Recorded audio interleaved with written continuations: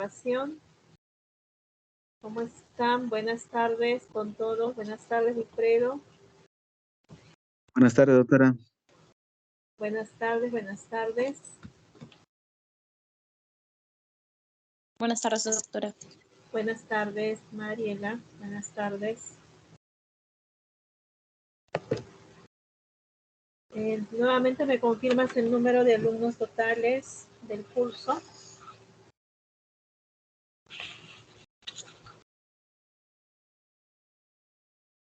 Wilfredo.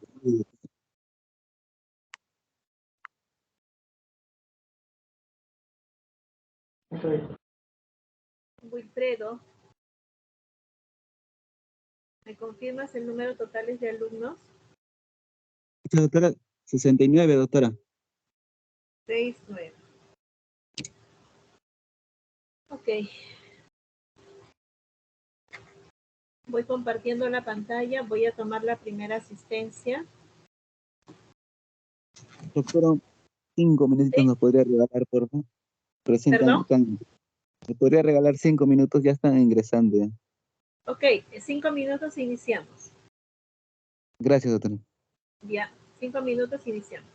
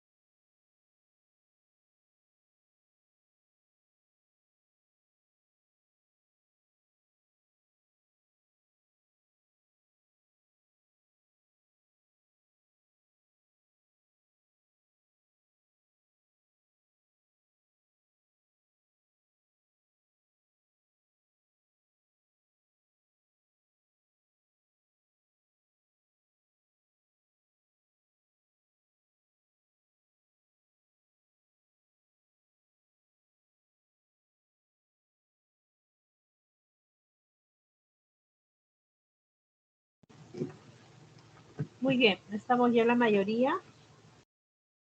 Nuevamente tomando la asistencia.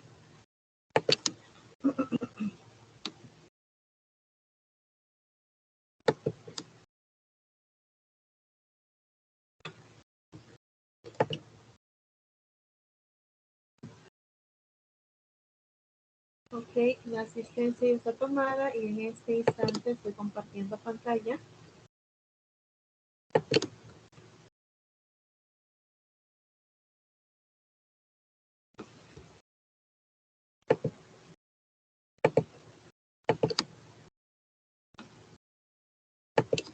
¿Me confirma la visualización de la pantalla, por favor? Sí, doctora, sí se ve. Excelente, muy bien. Hoy ya tenemos un tema muy relacionado a lo que hemos visto en la teoría clínica que tiene que ver con las enfermedades autoinmunes, pero aquí lo que nos están solicitando es autoinmunidad y obviamente sus características y las relaciones que tienen con las enfermedades. Vamos a partir por denominar nuevamente los conceptos importantes. Entonces, ¿qué entendemos por autoinmunidad? Y esto se va dando de manera reiterativa para entender que la palabra auto y la palabra inmunidad tiene que ver con nuestro propio organismo. Entonces, se da cuando los mecanismos de control de los linfocitos autorreactivos fallan. Estos pueden activarse y generar procesos autoinmunes. Entonces, estos conceptos de qué es lo que puede hacer que falle, obviamente, es un sinnúmero de eventos. Los procesos autoinmunes generalmente son provocados por la conjunción de una serie de alteraciones, desde factores genéticos hasta factores ambientales. Es un sinnúmero, ¿no? Y cada una de ellas, obviamente, el organismo va a reaccionar dependiendo cuál es su estado general, dependiendo en qué edad, dependiendo qué sexo, dependiendo si hay una predisposición. Entonces, tenemos que pueden ser desde alteraciones genéticas hasta los simples factores ambientales. Y eso hay que tenerlo claro. Entonces, los trastornos autoinmunes afectan a más del 5% de la población mundial. Y eso es bastante, chicos. Por ende, las enfermedades autoinmunes son aquellas en las que, 1. La respuesta contra antígenos específicos propios colaboran con el daño tisular que se presentan en la enfermedad. Ahora, estas enfermedades pueden ser tanto órgano-específicos cuando se trata de un antígeno o sistémicos cuando son antígenos múltiples. Y vamos a ver más adelante los ejemplos cuando hablamos de órganos específicos y obviamente a nivel sistémico. Para ello se van a dar estas etapas de los procesos de autoinmunes. Son 4. Y vamos a desarrollar cada una de ellas y cada una de ellas tiene una complejidad dependiendo en qué punto del proceso se va a dar, porque es un proceso. Se entiende que la fase de susceptibilidad es la parte inicial, ¿no? Cuando voy a tener esta primera interacción. Luego viene la fase de inicio, cuando ya está el cuadro clínico. Luego la fase de propagación, cuando esta invade y la enfermedad clínica está en todo su nivel propiamente dicho, y la fase de regulación o resolución si es que esta se cura. Entonces, ¿qué se entiende por las etapas del proceso autoinmune? Es el desarrollo de las enfermedades autoinmunes, se pueden realizar en las 4 etapas. La fase de susceptibilidad, la fase de inicio, antes de la aparición del cuadro clínico. La fase de propagación corresponde a la aparición de la enfermedad clínica, características por la diseminación de respuestas inmunes específicas, y la fase de regulación o resolución, o sea que ya pasa de la etapa de propagación. En muchos casos se activan las vías reguladoras que pueden conducir a la resolución permanente. Bien, vamos a ver la primera fase. ¿Qué implica la fase de susceptibilidad? Esta fase de susceptibilidad empieza con la inducción incompleta de tolerancia en el timo. Ya hemos hablado, ¿no?, sobre la tolerancia inmunológica. Tenemos periférica y tenemos central. Recordamos que la tolerancia en el timo es a nivel central. Por ejemplo, defectos de expresión del gen aire en la médula tímica. Los antígenos de tejido periféricos que se expresan en el timo son la principal barrera para prevenir los procesos autoinmunes. Esa es la inducción incompleta de la tolerancia en el timo. También tenemos remoción incompleta de las células apoptósicas. Recuerden que cuando hablábamos de las tolerancias inmunológicas, ya sea periférica, ya sea central, teníamos como una de las respuestas la apoptosis. Entonces, los tejidos periféricos proporcionan antígenos para los cuales el sistema inmune debe ser tolerante. En su efecto, termina en apoptosis. La fagocitosis de cuerpos apoptósicos se acompaña de secreción de interleuquinas antiinflamatorias. Dentro de esta tenemos a la interleuquina 10. También tenemos al factor de crecimiento transformante beta. En modelos experimentales se ha observado que el defecto del C1q se asociaría con deficiencias de remoción de las células apoptósicas, como en el caso del LES, lupus eritematoso sistémico. Ahora, este factor de crecimiento transformante beta es una proteína que pertenece a la superfamilia de los factores de crecimiento y que se presenta multitud de funciones. Entre ellas destaca su papel en la regulación de la proliferación y diferenciación de varios tipos celulares, pero también de la respuesta inmune. Por primera vez en lo largo de las clases teóricas de inmunología, hoy día estamos presentando un nuevo componente que es el factor de crecimiento transformante beta, que obviamente se va a presentar en la fase de susceptibilidad.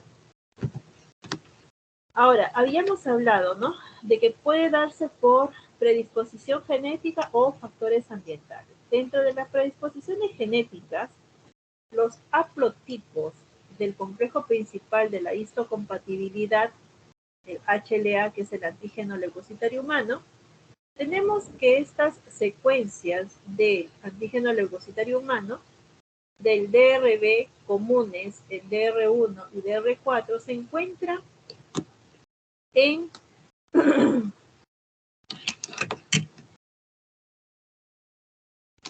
las proteínas de choque térmico de diferentes tanto bacterias y de los virus de Epstein-Barr, en el GP110. Ahora, ¿a qué se denomina esta proteína de choque térmico? En las siglas HSP, que viene a ser, en las siglas en inglés, ¿no?, Heat Shock Protein. ¿Qué es exactamente? Son un conjunto de proteínas que producen las células tanto de organismos unicelulares como pluricelulares, cuando se encuentran en un medio ambiente que le provoca cualquier tipo de estrés. Ahora, ¿dónde intervienen estas proteínas de choque térmico? Ayudan en el pliegue o despliegue de proteínas, también en los ensamblajes de complejo entre proteínas, transporte de proteínas en compartimientos subcelulares, control del ciclo celular, señalización y protección de las células frente al estrés o la apoptosis. Ahora, ¿qué hacen estas proteínas de choque térmico?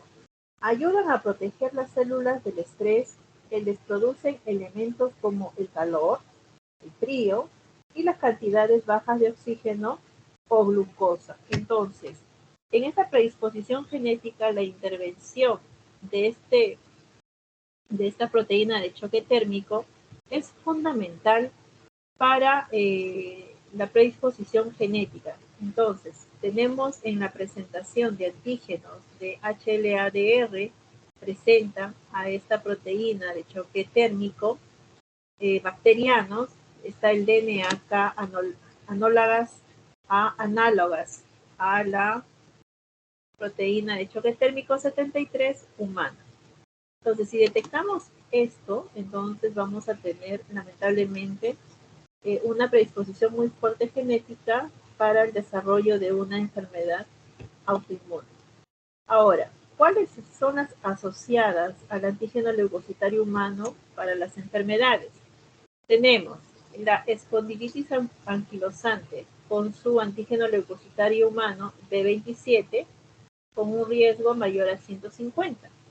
Tiroiditis subaguda con su antígeno leucocitario humano B35 con un riesgo de 14.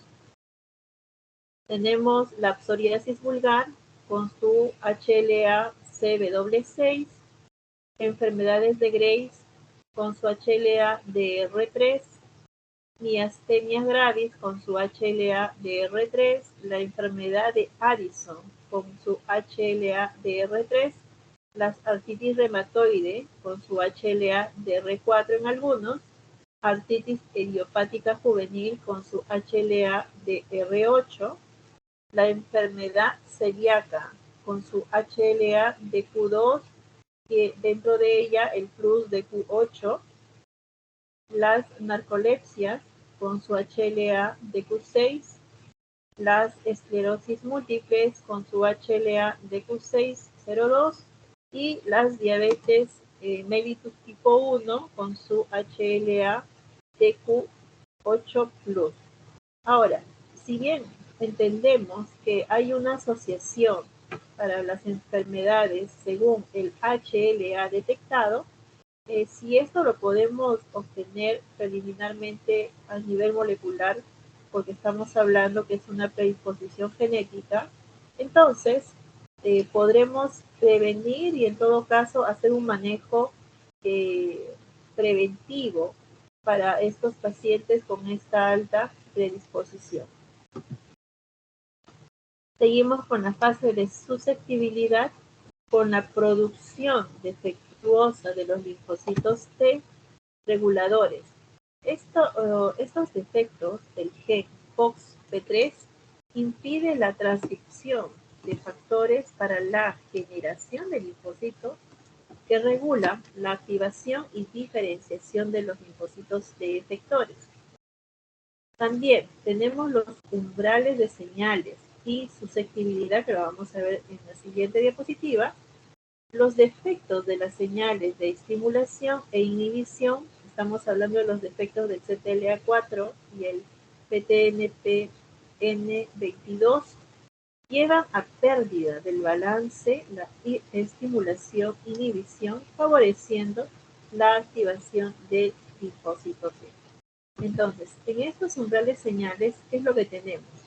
Libres de energía, vemos lo que es, en todo caso, el hospedero autoinmune normal.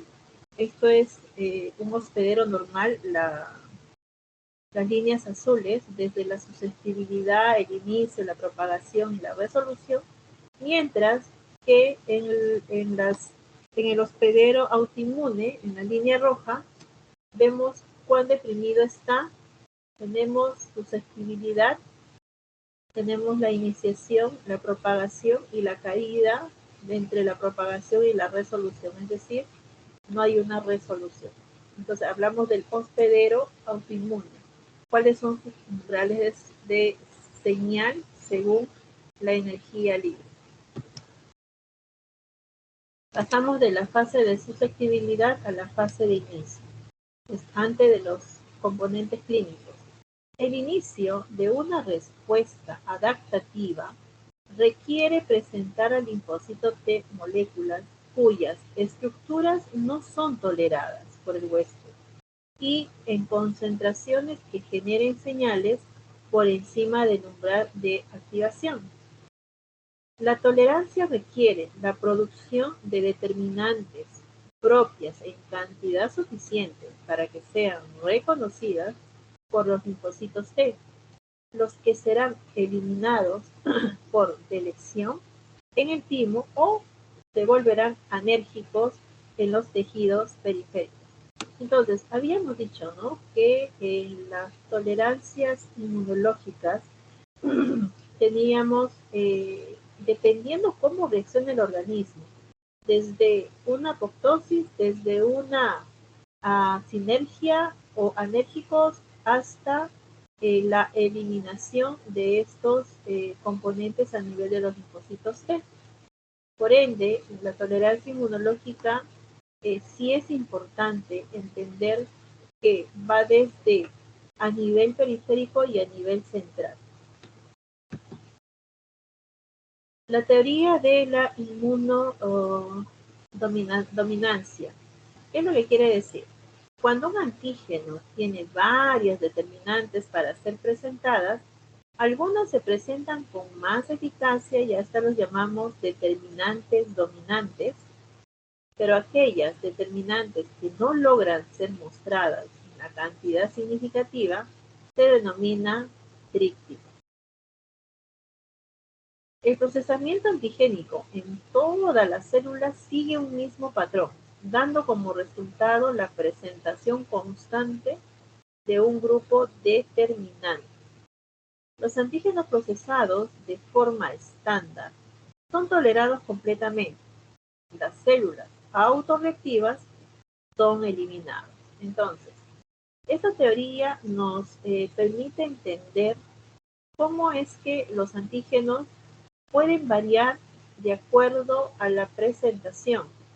Entendamos que vamos a tener desde determinantes dominantes, porque hay más eficiencia, hasta las denominadas crípticas, aquellas que determinan y no logran ser mostradas en cantidad significativa. Entonces, las alteraciones de la presentación de estas determinantes dominantes y crípticas, debido a que puede ser por la proteólisis, modificaciones post-translacionales, formación de complejos, pueden dar lugar a una variación del balance de determinantes inmunodominantes crípticas con aparición de epítopes crípticas que pueden ser reconocidas como autoantígenos. En medio de ella se da esta modificación antigénica. Los cambios de la estructura del autoantígeno pueden ser relevantes en diferentes estados. Uno es por la presencia de interacciones de alta afinidad con ligandos o anticuerpos, que es lo más común, ¿no? Antígeno-anticuerpo. Otra por modificaciones de la estructura del autoantígeno. Otra por modificaciones durante el procesamiento antigénico, como es la fosforilización, la degradación proteolítica, la citrulinación, etc. Otra, los autoanticuerpos solamente reconocen a las estructuras modificadas. Así es que las modificaciones antigénicas van de diferentes estados. La más común es la primera, ¿no? Cuando tenemos la presencia o la interacción de alta afinidad con el ligando o el anticuerpo, antígeno-anticuerpo. Y las otras ya se van a dar por modificación de estructura del autoantígeno, la otra por procesamiento antigénico y la otra por autoanticuerpo, que solamente van a reconocer las estructuras modificadas. Por la aparición de eventos proteolíticos nuevos, que normalmente no se presentan en las células presentadoras de antígenos y que se producen por muerte celular, daño o inflamación. Ahora, esta modificación antigénica también se puede dar por la aparición de nuevas formas de autoantígenos debido a mutaciones, que es lo que está pasando hoy en día, ¿no? Se tienen demasiadas mutaciones a todo nivel. no solamente virus, no solamente bacterias, no solamente bacilos, también truncamientos o uniones moleculares nuevas, que en medio de la investigación se van determinando, se van conociendo. Por ende, el mimetismo molecular es importante dentro de este mecanismo de mimetismo molecular, tiene importancia cuando se tiene claro el antecedente infeccioso. Este mimetismo molecular puede tener un rol en el inicio de la autoinmunidad y su autosostenimiento, pero se requiere que se inicie la respuesta de los linfocitos T contra los antígenos propios. La similitud del antígeno extraño puede provocar una respuesta cruzada de anticuerpos contra moléculas propias, y a esto llamamos nosotros mimetismo molecular. ¿De acuerdo? Hablamos de la similitud del antígeno extraño, pero puede provocar una respuesta cruzada de anticuerpos contra las moléculas propias. Este tipo de respuesta tiende a ser autolimitada y puede volver a presentarse con la reexposición al antígeno. Tenemos aquí las diferentes proteínas con su residuo y obviamente con su molécula secuencial. ¿Cuáles son estas proteínas? Tenemos desde citomegalovirus con el HLA-DR, la molécula 7960. Tenemos los poliovirus, tenemos los receptores acetilcolina, los virus del papiloma E2 con un residuo de 76. Bueno, la secuencia se van a dar en relación al mimetismo molecular. Tenemos los receptores de la insulina con un residuo de 66.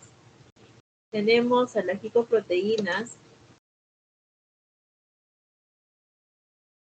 de los virus, receptores de la insulina, los Klebsiella pneumoniae con un residuo de 186, la molécula HLA-27 con un residuo de 70, los adenovirus 12E1B con un residuo de 384, las alfa-gliadinas con un residuo de 206, bueno, el virus de la inmunodeficiencia humana, el famoso P24 con un residuo de 160, que es la más conocida. Tenemos al virus de la sarampión, el P3 con un residuo de 13. Aquí igual, el sarampión, el virus de la sarampión con un residuo de P3 con un residuo de 31 y 61. Entonces, este mimetismo molecular nos permite conocer no solamente las variantes proteicas, sino también el residuo molecular y el residuo secuencial. Para que la respuesta autoinmune se mantenga es necesario: 1. Quebrar la tolerancia de los linfocitos T a los antígenos propios. 2. Que se establezca un mecanismo que mantenga la respuesta contra el antígeno propio. La respuesta contra el antígeno extraño se puede acompañar de liberación importante de antígenos propios que reaccionan de forma cruzada con los anticuerpos, lo que puede dar lugar a la presentación efectiva de epítopes citogénicas a los linfocitos T autoreactivos. Si la liberación de antígenos propios se mantiene, la respuesta autoinmune puede persistir. Entonces, si nosotros estamos buscando esta respuesta autoinmune, obviamente se va a requerir que la tolerancia inmunológica, en este caso, a nivel de los linfocitos T, haya cierto quiebre en los antígenos propios. Pero también podemos establecer el mecanismo que mantenga la respuesta contra el antígeno propio. Ya hemos pasado la fase de susceptibilidad, la fase de inicio, y ahora nos vamos a la fase de propagación o amplificación. Entonces, en la fase de la propagación, donde ya se va a dar las manifestaciones clínicas, tenemos la amplificación, que es una de las características de los procesos autoinmunes, es la tendencia a la amplificación progresiva acompañada del daño tisular. La amplificación hace difícil la resolución espontánea, porque sí está en el proceso de amplificación. Y esto va a depender mucho la respuesta inmune individual. La amplificación se caracteriza por un ciclo que depende del sustrato, o sea, del antígeno. La expresión del antígeno y sus propiedades adyuvantes inducen a la respuesta inmune. Obviamente, y esta respuesta inmune es tan individual, es como su palabra lo dice, ¿no? Cada individuo tiene una respuesta absolutamente diferente. La respuesta inmune induce mayor expresión antigénica y daño tisular, lo que genera más respuesta inmune. Va directamente proporcional. Para la obtención de estas propiedades adyuvantes, existen decenas de miles de antígenos que pueden ser blancos del sistema inmune. Sin embargo, el número de antígenos contra la que se generan las respuestas específicas que tienen importancia clínica no pasan de algunos cientos. La elección de las moléculas blanco de la respuesta por autoanticuerpo es consecuencia de sus propiedades proinflamatorias, nuevamente, de una situación individual, cada individuo. Cuando se marcan las nucleoproteínas que contienen el DNA o el RNA, estas adquieren las propiedades de unirse a receptores tipo TOL que pueden activar las células presentadoras de antígeno, adquiriendo la capacidad para activar a los linfocitos contra el antígeno propio. Se requiere el incremento de la expresión antigénica, por supuesto. Existe una fuerte asociación entre la expresión del autoantígeno con la aparición del daño en el tejido. Una vez más, de manera individual, cada ser humano tiene este incremento de la expresión antigénica. Si no tenemos un buen sistema inmune, obviamente el daño tisular va a ser mayor.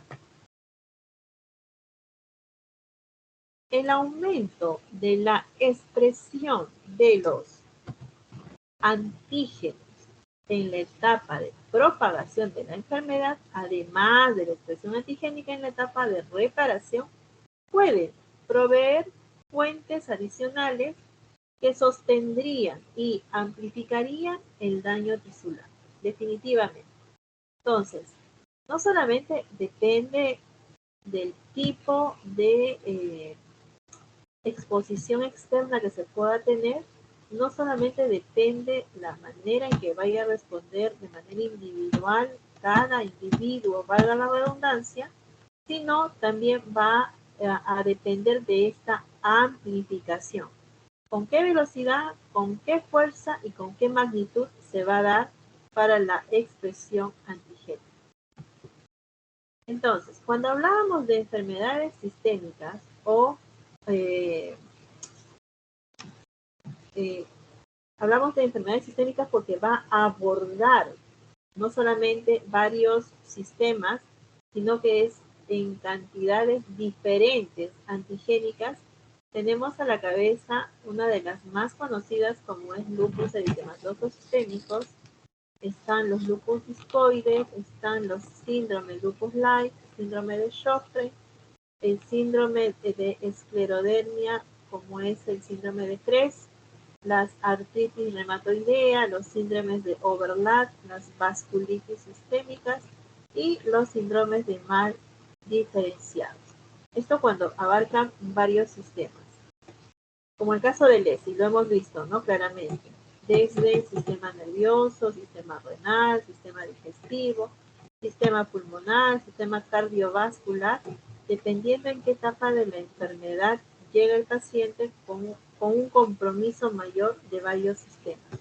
Y la otra que es órgano específica, cuando solamente interviene un solo antígeno, tenemos, por ejemplo, a la tiroiditis autoinmune, a la enfermedad de Graves, a la enfermedad de Addison, las glándulas paratiroideas, las diabetes de tipo 1, la dermatomiositis junto con la polimiositis, las gastritis atróficas, las anemias perniciosas, las colitis ulcerativas, la enfermedad de Crohn y la enfermedad celíaca. Ahora, cada una de ellas es un mundo, un complejo de cómo es que el sistema inmune a nivel de no solamente la tolerancia inmunológica, sino a nivel de la expresión de los linfocitos T, estas se van a manifestar. ¿Cuánto es que interviene no solamente la fase de la susceptibilidad, la fase de inicio, la fase de propagación y obviamente recién viene la fase de la resolución? Es en cuanto a nuestro organismo más fuerte, inmunológicamente hablando, intacto, pueda defenderse, eso depende de nosotros, a cuánto expongamos. Cuando hablamos de factores externos, es también hablar de lo que comemos. Si las personas son consumidoras de, lo voy a tomar así, totalmente simple para que se entienda. Si yo tomaría todos los días, promedio, medio litro de gaseosa, todos los días, entonces lo que estoy haciendo es exponer a mis células, empezando por el sistema digestivo, pasándolo por el sistema renal, pasándolo por el sistema sanguíneo, componentes tóxicos, altamente tóxicos, donde están los edulcorantes, los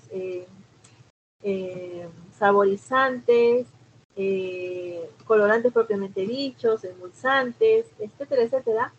Estoy exponiendo a cada una de mis células a enfrentarse a sustancias tóxicas.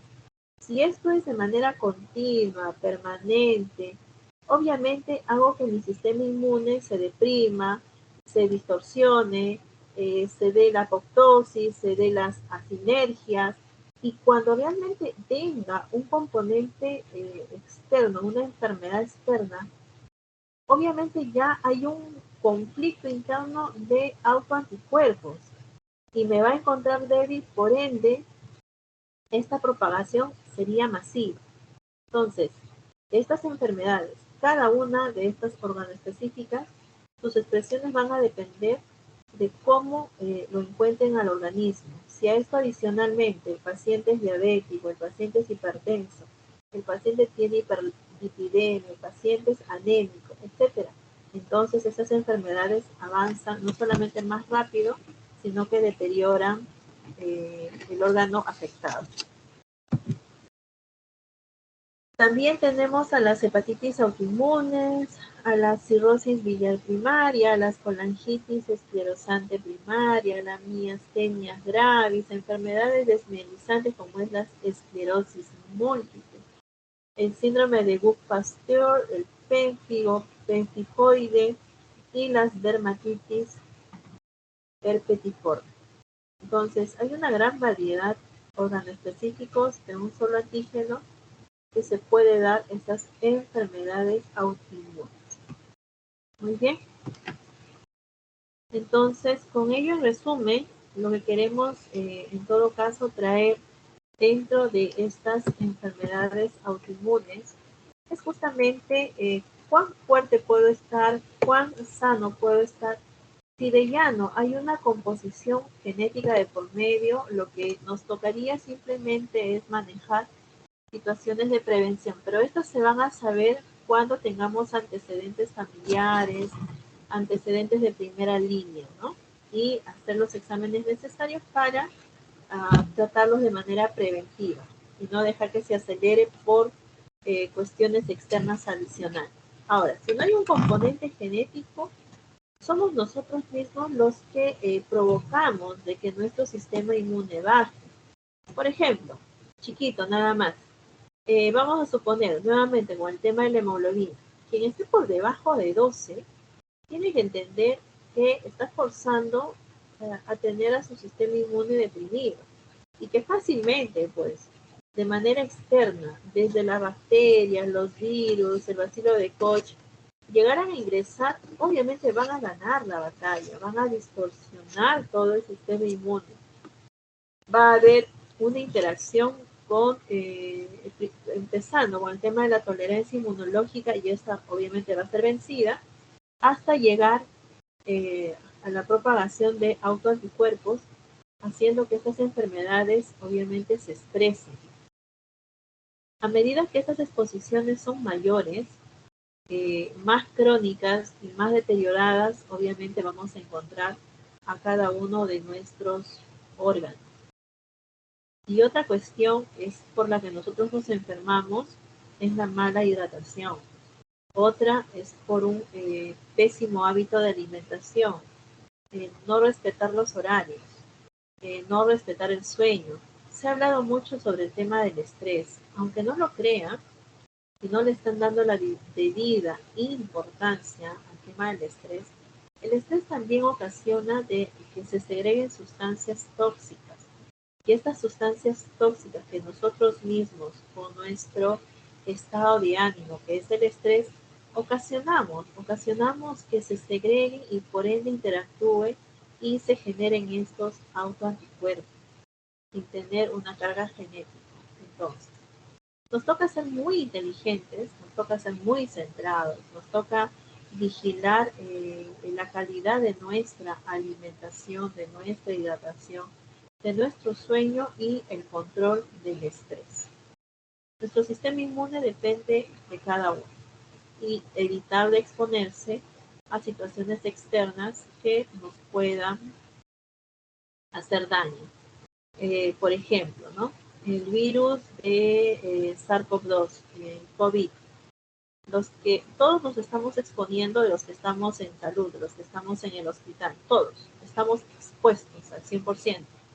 Pero, ¿qué marca la diferencia de que el virus ingrese o no? Que use una excelente barrera de mascarilla que me selle la parte de la fosa nasal y la parte de la cavidad bucal.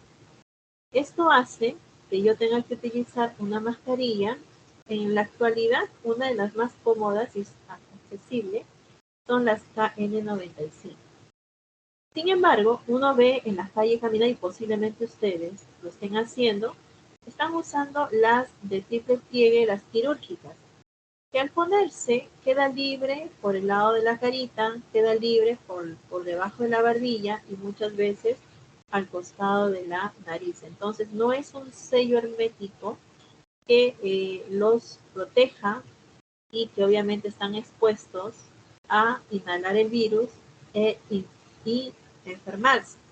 Entonces no hay necesidad de exponerse, pero eso implica la bioseguridad de uno, la prevención de uno, etcétera. Es un ejemplo, nada más estoy citando ejemplos de cómo podemos nosotros mismos prevenir y evitar tener estos contactos o estas exposiciones que a la larga hace que nuestro sistema inmune se debilite, se exponga, se interactúe, haga que nuestro sistema de la tolerancia inmunológica se active.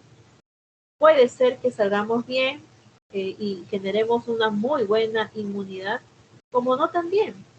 O sea, es al azar, no sabemos en este instante, nadie puede decir a ciencia cierta que el comportamiento del virus, del COVID, es esta o es otra. Nadie. Por el momento todavía todo sigue en investigación. Tendrá que pasar unos 7 años más o 10 años más para conocerlo con contundencia, cuál es su comportamiento real, hasta qué medida daña el organismo humano. Muy bien, esta presentación la estoy colgando en la plataforma. Voy a detener la grabación. Si tuvieran alguna pregunta, con mucho gusto. Estoy visualizando, va a ingresar la doctora Magda Cruzado. para su siguiente teoría. Y en todo caso, nada, levántense, estírense, tomen agua, hidrátense, respiren, miren lejos para cuidar la visión, porque estar pegado a la pantalla tienen que entender que no es bueno. Y cierro con esto, chicos. En lo último que hemos encontrado en el neoplástica, por ejemplo, y ahora que hace frío, y en cada esquina donde uno voltea, ve estos comensales que venden la maca, la quinoa, nuevamente voy a ser reiterativa por si alguien no lo captó, las avenas en unas botellitas de plástico de dudosa procedencia que vienen a granel en bolsas grandes de a 100 con unas tapas sueltas que vienen en otra bolsa. Hay una exposición tremenda, pero lo más grave es que estas botellitas en el momento del corte, en la fabricación, quedan internamente en las microfibras de polietileno propio del plástico, como tipo polvillo, y al momento de llenar estos componentes calientes, estos alimentos calientes, que son buenos, pero lamentablemente, al ser expuestos en estas botellas, y uno las termina tomando, lo que estamos tomando es polietileno en microfibras. Y este polietileno lamentablemente no se expulsa del organismo. Lo que pasa es que se acumula lamentablemente a nivel gastrointestinal y renal, produciendo a la larga neoplasias importantísimas, aparte de distorsionar el sistema inmune. Así es que cuanto más podamos comunicar nuestro entorno a todo lo que se pueda, que se evite de consumir estas botellas calientes. Lo mejor es comprarse una fruta, chicos, y eso sería un mejor desayuno, un mejor alimento, lo más sano.